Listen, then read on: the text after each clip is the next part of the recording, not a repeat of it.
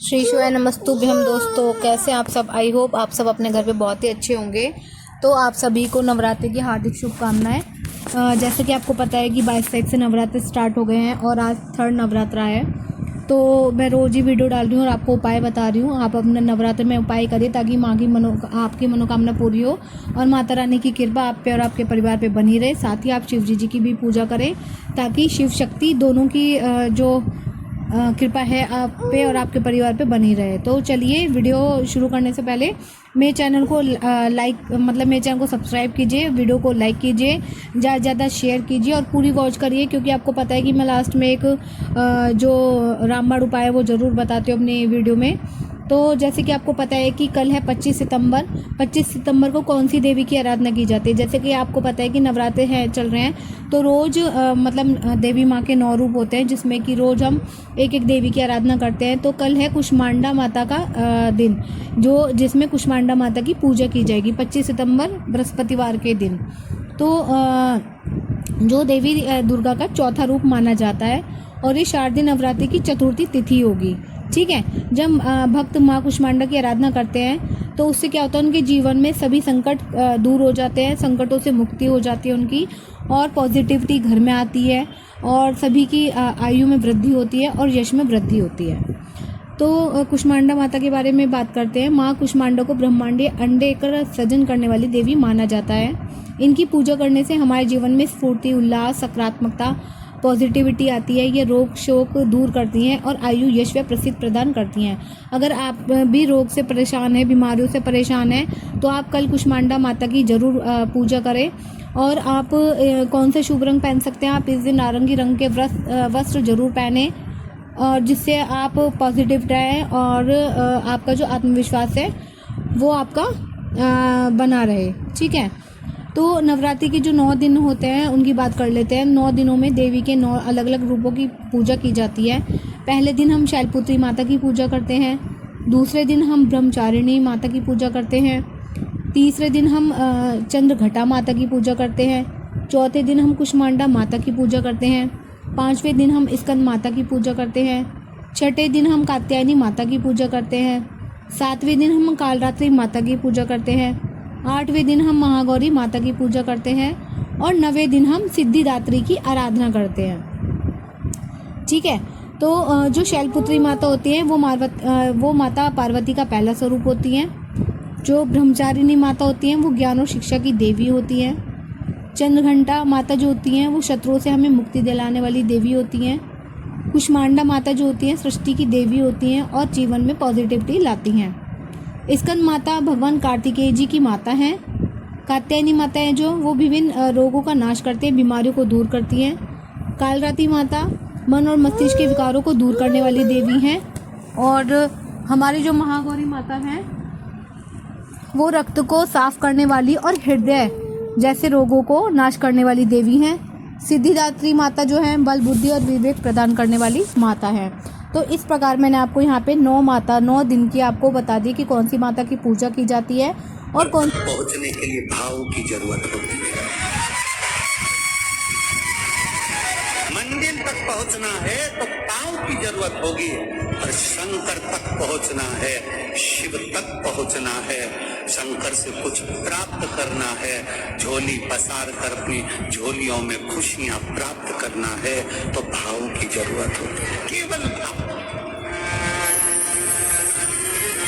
आप कितने धनपति हैं, कितने करोड़पति, कितने सत्तापति, कितने वैभवपति हैं, कितना आपके पास में वैभव है, कितना धन है, कितनी संपदा है, वो कोई मायना नहीं रखता। आपका भाव कितना है, शंकर जी के प्रति आपका दिल कितना है, भगवान शंकर के प्रति आपका भाव कितना है, वो देखा जाए। और कभी मौका लगे ना तो एक बार सीहोर कुबेरेश्वर धाम रुद्राक्ष महोत्सव में आकर देखिएगा। हीरे की चूड़ियां पहनने वाली मेरी जीजियां, जिनके घर में 10-10 नौकर काम करते हैं, वो भी कुबेरेश्वर धाम में बर्तन मांजने की सेवा करती हैं, आकर सेवा में लगी रहती हैं, भोजन बनाने की सेवा करती हैं। जिनके घर में 10 नौकर लगे हैं वो कुबेरेश्वर धाम में आकर बाबा की सेवा में लगती हैं। उनसे पूछो कि तुम क्यों सेवा करती हो, उनसे पूछो कि तुम यहाँ आकर क्यों करती हो सेवा, तो वो कहती हैं हम साल में एक बार बाबा के धाम आते हैं और कुबेरेश्वर बाबा का धाम आते हैं। आपको भोला मान, वो आपको भोला समझता है, सरल सहज।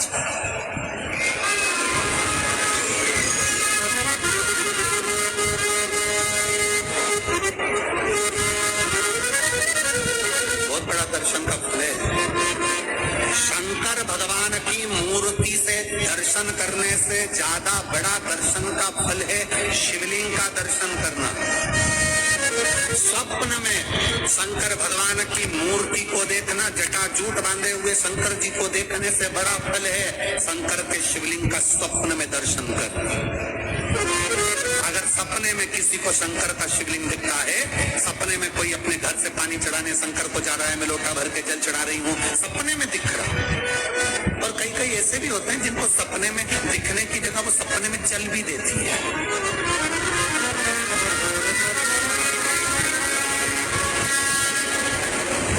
महाराष्ट्र में कथा थी तो वहाँ एक पत्र आया था, एक भाई ने लिखा था, मेरी पत्नी से मैं बहुत परेशान हो गया हूँ। उसका नाम हमें स्मरण में नहीं है, सिरपुर की कथा में वो पत्र था। तो उसने लिखा मैं अपनी पत्नी से परेशान हो गया हूँ। तो उससे हमने एकांत में बुलाकर पूछा, भाई ऐसा क्या हो गया, बता तू क्या हुआ। उसका फोन नंबर था, उसको फोन लगवाया, पूछा क्यों परेशान हो गया। उसने कहा मेरी पत्नी रात को चिल्लाती है, बोल बम का नारा है बाबा एक साथ। कभी कभी सपने में बैठ कर चिल्लाती रहती है, ऐसे बैठ जाएगी और चिल्लाएगी श्री शिवाय श्री शिवाय।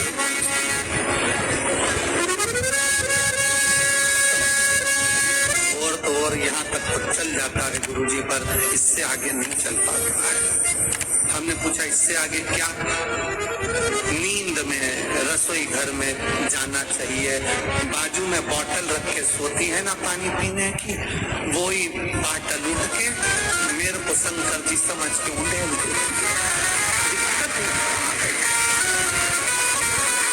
नजदीक तक, यहाँ तक भी चल जाएगा कि श्री शिवाय नमस्तुभ्यम जपे, और ये भी चल जाएगा कि बोल बम का नारा है और बाबा है। पर ये नहीं चलेगा कि वो पानी की बोतल ठंड में मेरे ऊपर डाल दे उनके लिए।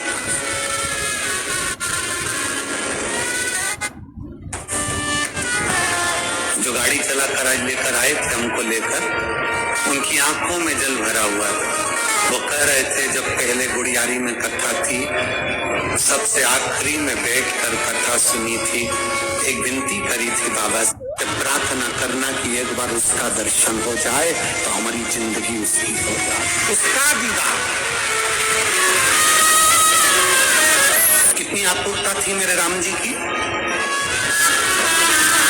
राम जी ने शिवलिंग की स्थापना जब रामेश्वर में करी, उसके पहले राम जी ने हनुमान जी से कहा जाकर कैलाश पे से शिवलिंग ले। रामचरितमानस का स्मरण करिए, जाओ कैलाश पर से शिवलिंग लेकर आओ, मुझे यहाँ पर पूजन करना है। राम जी ने हनुमान को शिवलिंग लेने भेज दिया। रामेश्वर धाम में राम जी इंतजार कर रहे थे, तभी हनुमान जी तो गए थे शिवलिंग लेने के लिए और माँ जानकी ने शिवलिंग का निर्माण कर दिया। राम जी ने शिवलिंग का निर्माण कर दिया, जानकी जी ने शिवलिंग का निर्माण कर दिया। मतलब शिव जी को प्राप्त करने के लिए क्षण की भी देरी नहीं करना चाहिए, तुरंत हनुमान जी शिवलिंग लेकर आए। हनुमान जी की आंख में जल। हनुमान जी बोले प्रभु, हनुमान जी बोले नाथ, मेरे को शिवलिंग लेने भेजा था और मैं शिवलिंग लेकर आया, उससे पहले आपने रामेश्वर धाम की स्थापना कर दी। अब मेरे शिवलिंग का क्या होगा जो मैं लेकर आया। राम जी मुस्कुराकर बोले रे हनुमान, गुरु जी हमारे घर के मंदिर का दर्शन करिए, सबसे बड़ी खुशी हमारे जीवन की।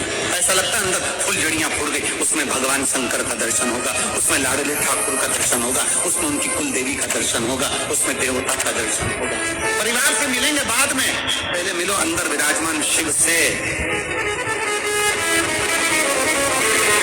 कई बच्चे गले में रुद्राक्ष पहने रहते हैं ना, कई बच्चे, कई बेटियां, कई माताएं अपने गले में रुद्राक्ष पहनी रहती हैं, कई मेरे भाई अपने गले में रुद्राक्ष पहने रहते हैं। और बच्चे के गले में जब रुद्राक्ष का दर्शन होता है तो ऐसा लगता है कि शंकर इसके साथ कदम से कदम मिलाकर चल रहा है। पहले हम उस रुद्राक्ष को नमन करते हैं। जिसके गले में रुद्राक्ष होता है पहले हम उसको नमन करते हैं, क्योंकि उसके गले में शंकर स्वयं विराजमान है, शिव उसके साथ चल रहा है। गले में शंकर स्वयं विराजमान है, शिव उसके साथ चल रहा है।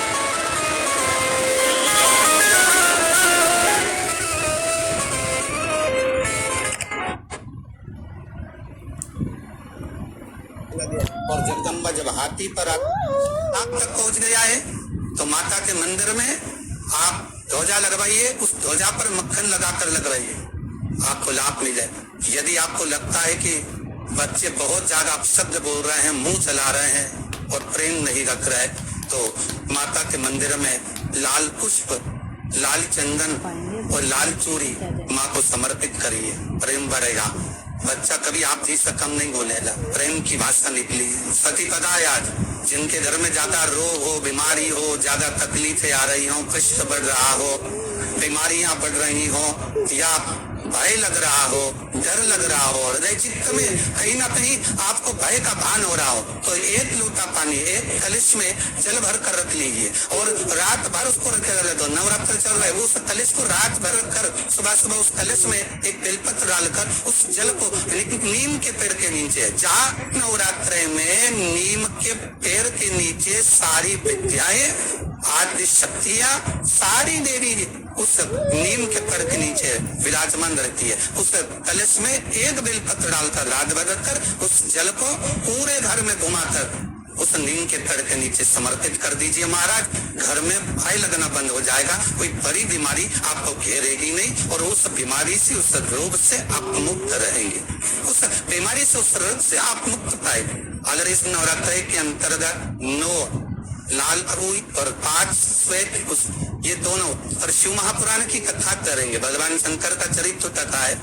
अगर आपने देवी भागवत का स्मरण किया हो या भगवान शिव की पवित्र आनंदमय कथा स्कंद पुराण के काशी खंड में अगर सुनी हो, शंगी बाबा ने वर्णन किया है कि किसी भी स्थान पर यदि हमारे घर में 2 शिवलिंग है नहीं है तो किसी अपने घर के गमले में, बगीचे में 2 पार्थिव लिंग का निर्माण, 2 पार्थिव, उसमें एक शिव जी का स्मरण करें और एक में माता पार्वती जी का स्मरण, देवादिदेव महादेव के 2 स्वरूप, 2 लिंग प्रकट करता, एक पर 9 पुष्प लाल और एक पर श्वेत पुष्प 5 समर्पित करें, बाबा की आराधना करें, घी का दीप लगाए, पूजन करें और बाद में उन शिवलिंग को, पुष्पों को विसर्जन किसी भी नदी में, तालाब में, बावड़ी में है, अगर वहां नहीं विसर्जन कर सकते हैं तो किसी वृक्ष के नीचे उनका विसर्जन, तो शिवलिंग का निर्माण वहीं भी कर सकते हैं।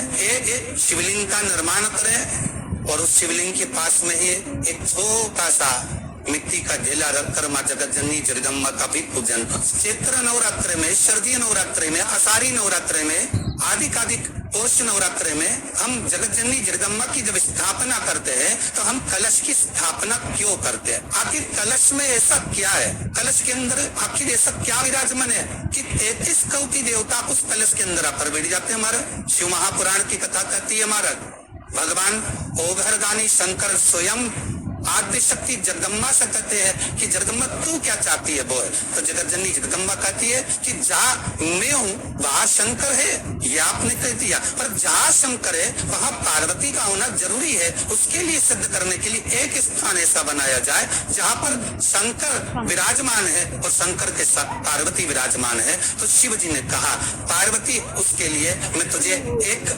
सुंदर कलश का निर्माण कर दे, भगवान कुंभ का निर्माण करे, भगवान कलश का निर्माण करे और भगवान स्वयं ब्रह्मदेव करे कि आप ऐसा निर्माण कर दो जिसमें 33 कोटि देवता सुता विराजमान हो जाए। तो भगवान ने उस कलश का निर्माण कर दी।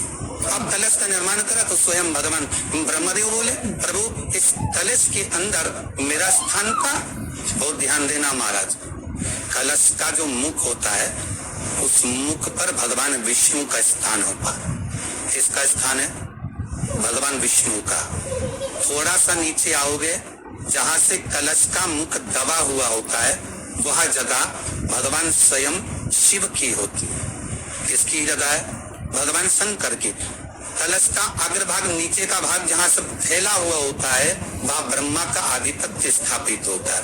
फिर कलश का जो नीचे का भाग होता है वो भगवान शिव को शक्ति का स्थान होता है।